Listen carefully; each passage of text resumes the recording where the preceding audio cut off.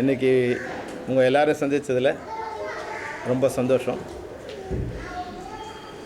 ரொம்ப நாள் கழித்து நான் ஒரு ஷார்ட் ஃபிலிம் டைரக்ட் பண்ண போகிறேன். இது ஷார்ட் ஃபிலிமாக இருந்தால் கூட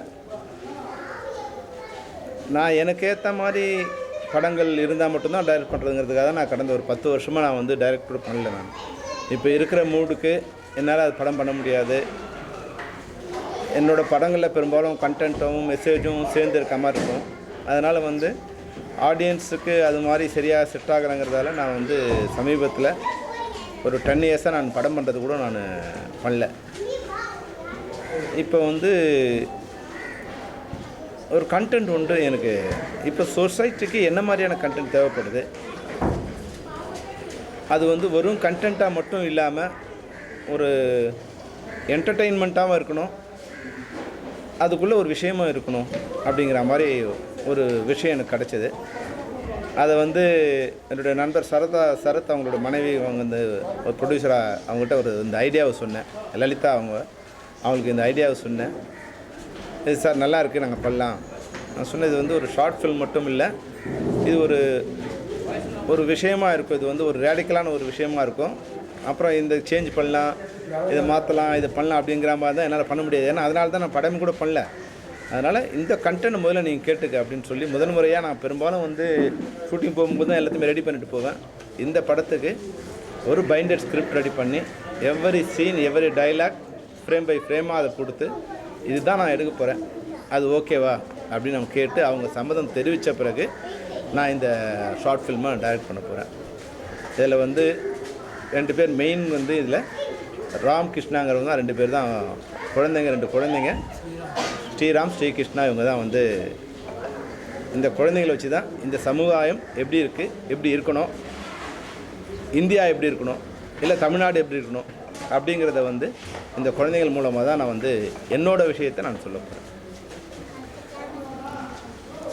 இதில் இன்னும் கொஞ்சம் 2 பேர் ஆர்டிஸ்ட் தேவைப்படுறாங்க. அந்த விஷயத்தை முதல்ல அவங்களுக்கு எக்ஸ்பிளைன் பண்ணி அவங்க ஓகேன்னு சொன்ன பிறகு இந்த ஷூட்டிங்கை முடித்து ஒரு 2 மந்த்ஸுக்குள்ளே இந்த படத்தை முடித்து ரிலீஸ் பண்ணோன்னு பார்க்குறோம்.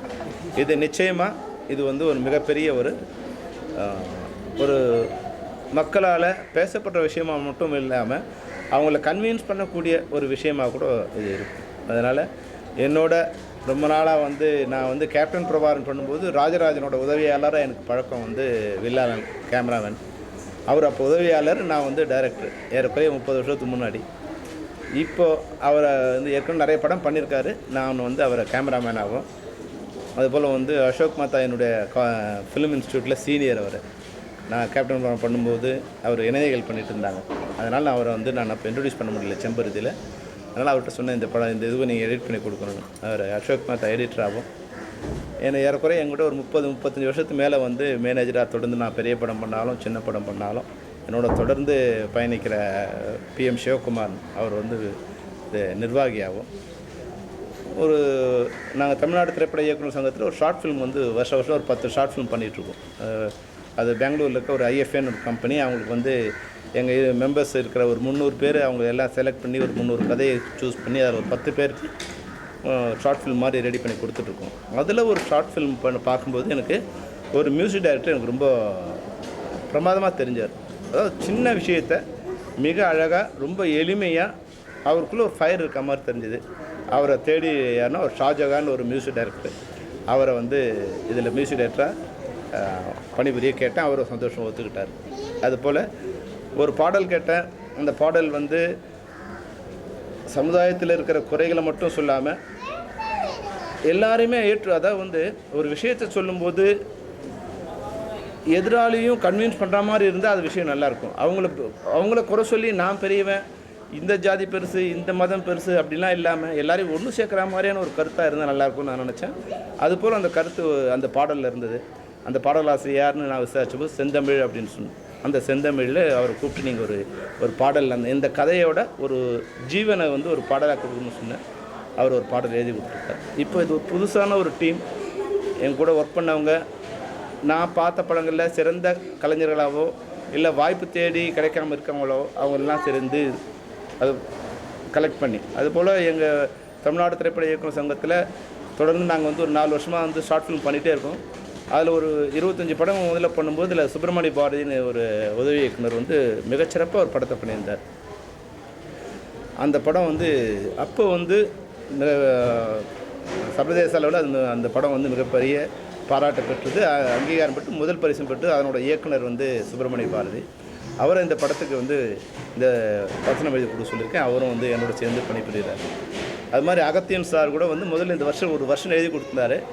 அந்த இதையும் அதனால் அவங்க 2 பேரும் ஜாயின் பண்ணி இந்த வசனத்தை எழுதி சொல்லி கொடுத்துருக்கோம். இப்போ இது மாதிரி எல்லாரும் இணைந்து இந்த டைட்டில் வந்து காந்தியும் அம்பேத்கரும். இந்த நாட்டுக்கு இன்றைக்கி தேவையானவங்க காந்தியும் அம்பேத்கரும். இவங்க தான் இந்த நாட்டுக்கு தேவையானவங்க. இந்த 2 பேரும் ஏதோ ஒரு சமூகத்துக்கோ இல்லை ஒரு மாநிலத்துக்கோ பொதுவானவங்க இல்லை, ஒரு ஜாதிக்கோ பொதுவானவங்க இல்லை. இந்த இந்திய தேசம் முழுமைக்கும் பொதுவான இந்த மனிதர்கள் இவங்க எப்படி வந்து நமக்கு தேவைப்படுறாங்க, இந்த காந்தியும் அம்பேத்கர். இதுதான் எங்கள் படத்தோட கதை. அவர்கள் தான் நாயகர்கள், அவர்கள் வைத்து தான் இந்த கதை. மிக விரைவில் அது என்ன மாதிரியான விஷயங்கிறத உங்கள் எல்லாருக்கும் தெரிவிக்கிறேன். நீங்கள் எல்லோரும் இங்கே வந்து இந்த விழாவை இன்றைக்கி காந்தியும் அம்பேத்கர் படத்தோட பூஜை போட்டோம். இந்த விழாவில் கலந்து கொண்டு எங்களை கௌரவத்தமைக்கு அனைத்து பத்திரிகையாளருக்கும் ஊடகவியலாளருக்கும் எங்களுடைய நன்றி தெரிவித்துக் கொள்கிறோம். நன்றி, வணக்கம். சார், நீங்கள் அந்த காலத்தில் இருக்கையில் மக்களுக்கு உண்டான விஷயங்களை படத்தில் போட்டு சொல்லுங்கள். இன்றைக்கி பார்த்தீங்கன்னா இயக்குநர்கள் ஜாதி சண்டை போட்டுக்கிற மாதிரி உங்கள் ஜாதி பெருசா எங்கள் ஜாதி பெருசான்ற மாதிரி படங்களை எடுத்துகிட்டு வராங்க. சமூக வலைதளங்களில் நேரடியாக பத்திரிகைகளை கூட சொல்கிறாங்க அவங்க ஜாதி பெரிய ஜாதின்ற மாதிரி. மக்களுக்கான விஷயங்களை கொடுக்காம ஜாதியை உயர்த்தி படங்களை எடுத்துக்கிட்டாங்க. அதுதான் வந்து என்னோட கருத்து என்னென்னா, எந்த ஜாதியும் உயர்ந்த ஜாதி இல்லை, எந்த ஜாதியும் தாழ்ந்த ஜாதி இல்லை, எல்லாரும் சமமானவங்க தான். நான் ஆண்ட ஜாதினா யார் தான் இப்போ ஆளப்பட்ட ஜாதின்னே தெரியலைங்க. எல்லாரும் ஆண்ட ஜாதின்னா ஆளப்பட்ட ஜாதி யாருன்னு தெரியல. அதனால் பழம்பெருமை பேசுகிறதால எந்த விதமான லாபமும் இல்லை. நீங்கள் வந்து ஜாதி பேசி மதம் பேசி பிரிஞ்சு எல்லாரும் பிரித்து இந்த நாட்டை நாசமாக்கும்போது உங்களை எல்லாரும் கேட்குறது பக்கத்தில் இருக்கிற அந்த சீனாவை பாருங்கள். நம்ம நாடு வந்து சுதந்திரம் அடையும் போது அடிமைகளாக சோத்துக்கு வழி இல்லாத ஒரு நாடு இன்றைக்கி உலகத்துக்கே சோறு போடுறது மட்டும் இல்லை, வலிமையை கொடுக்குற நாடு, உலகத்தையே ஆளக்கூடிய அளவுக்கு ஒரு வலிமையான ஒரு நாடாக மாறி இருக்குது. அவங்களும் வந்து நம்மளை விட அதிகமான ஜனத்தொகை உள்ளவங்க தான். அந்த ஜனத்தொகைங்கிறது வந்து ஒரு பலவீனம் இல்லை, அது ஒரு பாரம் இல்லை. ஜனத்தொகை என்பது ஒரு பலமான விஷயம் என்பதை உலக நாடுகளுக்கு உணர்த்தி இன்றைக்கி சீனா வந்து உலக நாட்டில் நம்பர் 1 இருக்குது. அங்கே இருக்கலாம், ஜாதி இருக்கலாம், மதம் இருக்கலாம், அதை பற்றி எனக்கு சரியாக தெரியாது. ஆனால் நம்ம நாட்டில் இருக்கிற இன்றைக்கி உலகத்தில் மிக அதிகமாக வந்து இளைஞர்கள் அதிகமாக இருக்கிறது இந்தியாவில் தான். இந்த இந்தியாவில் இருக்கிற இளைஞர்கள் சக்தியை ஜாதியால் மதத்தால் பிரித்து இந்த நாட்டை தயவு செய்து பாழடிக்காதீங்க. நீங்கள் ஆளணுங்கிறதுக்காக எங்களை பிரித்து நாசம் பண்ணாதீங்க. எங்களை எல்லாரும் வந்து சகோதரர்களாக வாழ வைங்க. அதுக்கு தான் உங்களுக்கு நாங்கள் ஓட்டு போட்டிருக்கோம். எங்களை ஜாதியால் மதத்தால் இனத்தால் மொழியால் பிரிக்காதீங்க. நாங்கள் மனிதர்களாக வாழ விரும்பணும். சர்வ சுதந்திரமான சர்வ சமமான அனைவரும் சமமான, இங்கே யாரும் உயர்ந்தவனும் இல்லை யாரும் தாழ்ந்தவனும் இல்லை, அனைவரும் சமமான ஒரு சந்தோஷமான வாழ்க்கையை நாங்கள் வாழ விரும்புவோம். அதுக்கு எங்களுக்கு வழிவிடுங்க. இது அது அரசியல் சார்ந்த படம், இது சமூகம் சார்ந்த படம், இது வந்து மனிதர்களுக்கான படம். அது வந்து அரசியலில் நடந்த ஒரு சதியை சார்ந்து எடுத்த படம். இந்த படம் வந்து மனிதர்களுக்கான படம். இது மனிதர்கள் எப்படி இருக்கணுங்கிறது தான் இது. இங்கே வந்து ஆனால் அரசியல் இல்லாமல் எதுவுமே இல்லை, எல்லாத்துலேயும் அரசியல் இருக்குங்க. குடிக்கிற தண்ணியிலேருந்து டாஸ்மாக் வரைக்கும் அரசியல் இருக்குது. அதனால் அரசியல் இல்லாமல் எதுவுமே இல்லை, அரசியலும் இருக்கும். ஆனால் பேசிக்காக மனிதர்களுக்கான படம் இது. அதுதான் தப்பாக நீங்கள் சொல்கிறீங்க. இது மாதிரி நீங்களே பத்திரிகையாளர் வந்து இது மாதிரி நீங்கள் வந்து நினைக்கும் போது நான் ரொம்ப அதை வந்து வருத்தத்தோடு நான் சொல்கிறேன். காந்தியும் அம்பேத்கரும் தலித்துகளுக்காக போராடவில்லை, இந்தியர்களுக்காக போராடினாங்க. அதில் தலித்துகள் வந்து ஒரு பகுதி, மற்ற மக்கள் ஒரு பகுதி தவிர இந்த மக்களுக்காக போராட்டங்கிறது வந்து அவர்களுடைய முழுமையான போராட்டம் இல்லை. பாதிக்கப்பட்டவங்க ஒடுக்கப்படும் போது அவங்களுக்கான போராட்டமாக தான் இருந்தது தவிர ஒரு சமூகத்துக்காக இவங்க 2 பேரும் போராடல. இவங்க இந்திய மக்களுக்காக போராடினாங்க. இது எதுக்கான கதை சார்? எதை சொல்லக்கூடிய கதை சார்? இது மனிதத்தை சொல்லக்கூடிய கதை. மனிதம்ங்கிறது என்ன, மனிதர்கள்னால் என்ன, மிருகத்துக்கும் நமக்கும் என்ன வித்தியாசம், மனிதம் எப்படி இருக்கணும். மிருகங்கள் கூட சில விஷயங்களில் நம்மளோட அதிகமான மேம்பட்ட நிலையில் இருக்குது. நம்ம எப்படி வந்து பழம்பெருமை பேசி, பழம்பெருமை என்பது நம்மளுடைய வரலாறு என்பது நம்மளுடைய வளத்தை இல்லை நம்மளுடைய வளர்ச்சியை, நம்மளுடைய எதிர்காலத்தை சீரமைப்பதாகவோ அல்லது செழுமைப்படுத்துவதாக இருக்க வேண்டுமே தவிர அதை பாழடிப்பதாக இருக்கக்கூடாது. இந்த படம் வந்து ஸ்ரீராம் ஸ்ரீகிருஷ்ணா அதுல என்ன மாதிரியான பங்கு வருது சார் கேரக்டர்? அவங்க தான் காந்தி, அவங்க தான் அம்பேத்கர். நான் கேட்குறது தான் கேட்டேன். Final question. தயாரிப்பாளர் சங்கம், நடிகர் சங்கம் கட்சி ஒன்றாக கூட்டணி இணைந்து ஒரு குழு அமைத்து தனுஷுடைய விவகாரத்தை வந்து விசாரிக்க சாத்தியமா?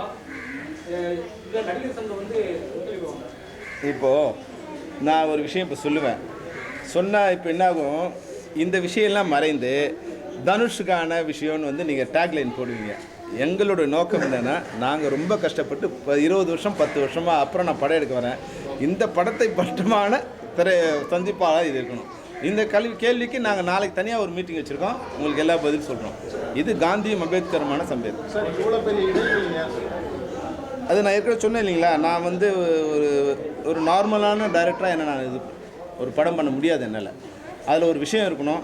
இந்த விஷயத்தை சொல்லக்கூடிய சூழ்நிலை வந்து சரியில்லைன்னு நான் நினச்சேன். ஒரு தடவை சொல்லும்போது அது வந்து சரியாக அது வரவேற்பு மக்கள்கிட்ட இல்லை. அப்போ அதுக்கான தளமாக இது சரியாக இல்லைன்னு நான் நினச்சேன்.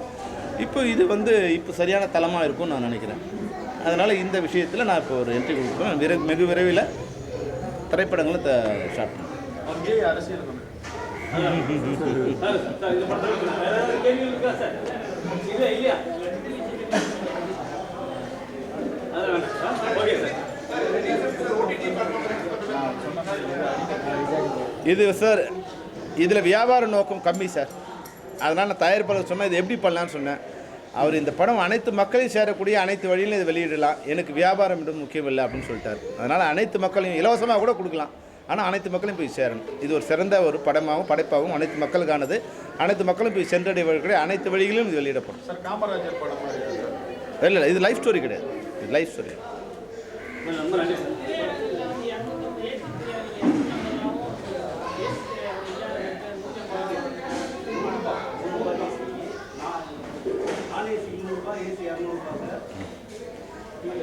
அது அவங்களோட கோரிக்கை நியாயமானது தான்.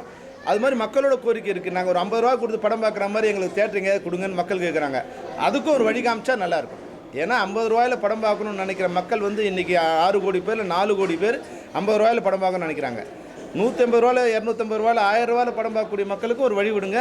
50 ரூபாயில் படம் பார்க்கக்கூடிய மக்களுக்கும் ஒரு திரையரங்கு கட்டி கொடுங்கிறது எங்களுடைய கோரிக்கை. உங்கள் வாயிலாக அந்த ஸ்ரீராம் ஸ்ரீகிருஷ்ணா வந்து நீங்கள் வந்து அறிமுகப்படுத்துறீங்க.